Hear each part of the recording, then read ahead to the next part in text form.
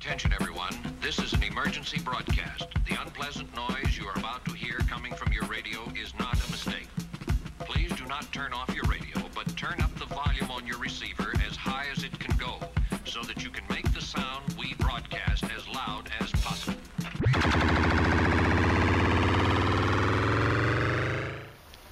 Bonjour, bienvenue sur Cœurail TV. Aujourd'hui, je vais vous présenter un couteau pliant assez conceptuel.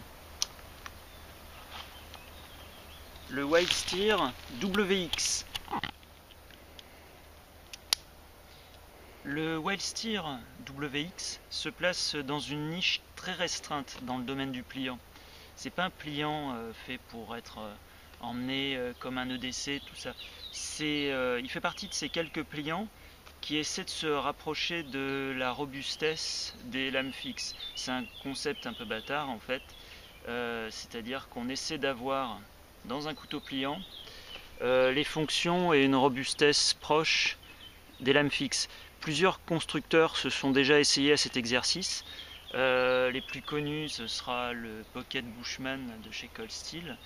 Le Raja 2 Cold Steel aussi brigue vraiment bien la place, et sinon des engins assez volumineux comme l'Extrema Ratio RAO.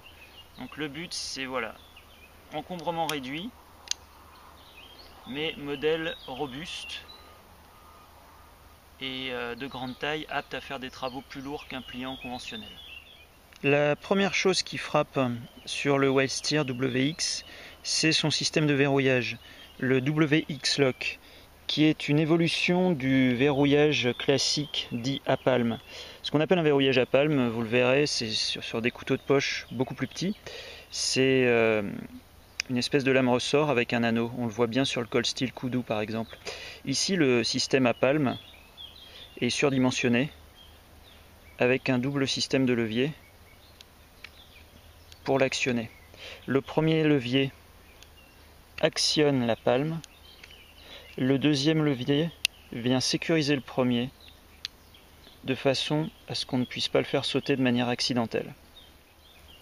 Le Wildsteer WX a un deuxième ressort qu'on distingue à l'intérieur qui va subir les contraintes dans cet axe.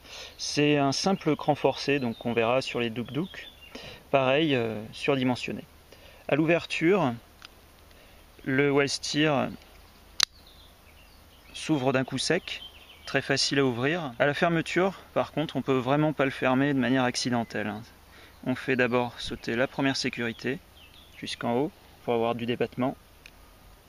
On ouvre la palme, on replie le couteau. Le couteau sera maintenu en position fermée par cette petite lame découpée et la bille.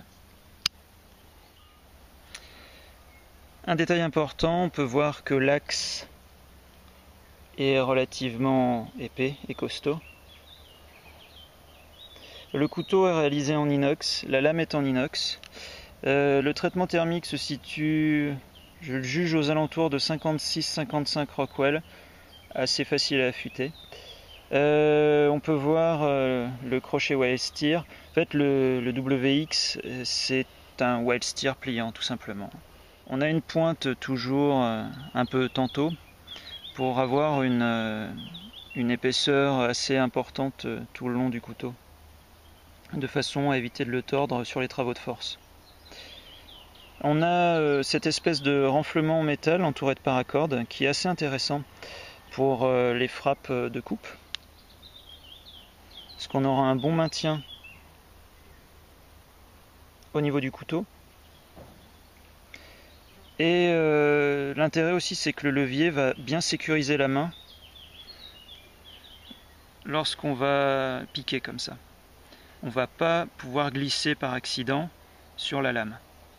Le WX dispose d'une bonne drisse avec un véritable serre-bloc qu'on ajuste pour ne pas perdre le couteau. Il est fourni avec une poche de chez Tasmanian Tiger en Cordura avec passant molly. Accessoire important que j'ai rajouté, qui n'est pas fourni avec le WX, mais que je conseille aux futurs acquéreurs,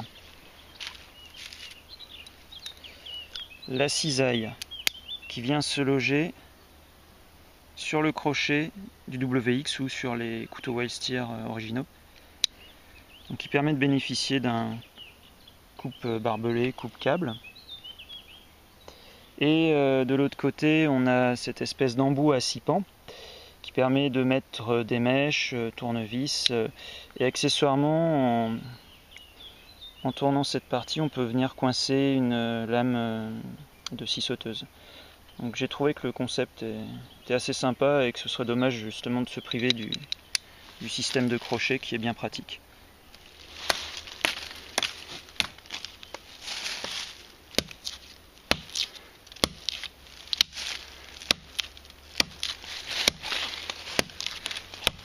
Alors passez bien la drisse autour du poignet parce que sinon, si elle se balade, vous la coupez direct.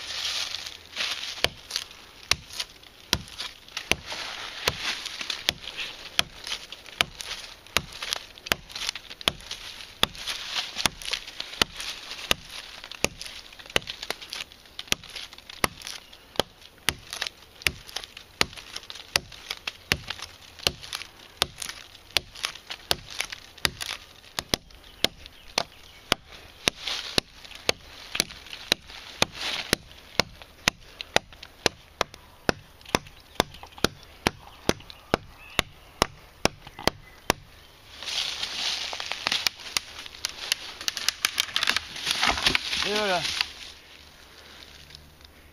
Alors normalement, quand on veut bâtonner un morceau de bois avec un pliant, on le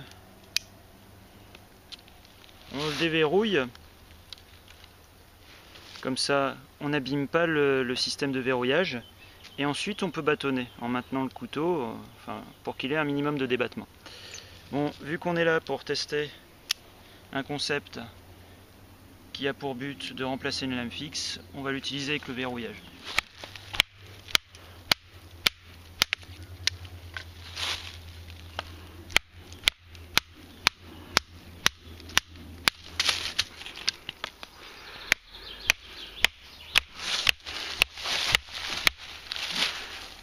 Une attaque.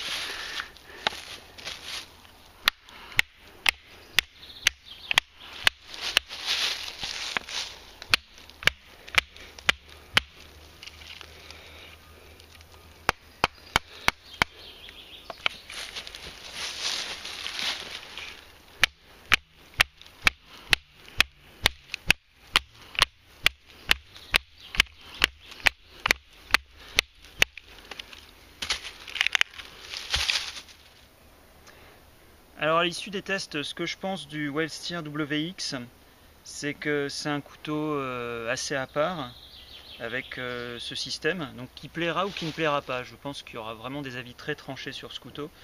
Ce que je retiens, c'est que c'est déjà un système assez inédit, donc je salue déjà le travail de mise au point. C'est pas évident de créer des nouveaux systèmes dans le domaine des couteaux pliants. Ce que je salue aussi, c'est que c'est quand même un couteau français dans le domaine outdoor. C'est vrai qu'on n'a pas tout le temps des sorties. Là où par contre, un truc à surveiller, c'est au niveau de la paracorde. J'aurais préféré un manche plein plutôt que le renflement. Le renflement aide bien pour l'appréhension, pour les travaux de coupe, mais ma paracorde commence déjà un peu à faire la gueule et à se balader. Donc c'est un produit qui est sorti il y a très peu de temps. Je pense qu'il va être sujet à des remaniements au cours des ans. Donc on va voir comment ce produit va évoluer.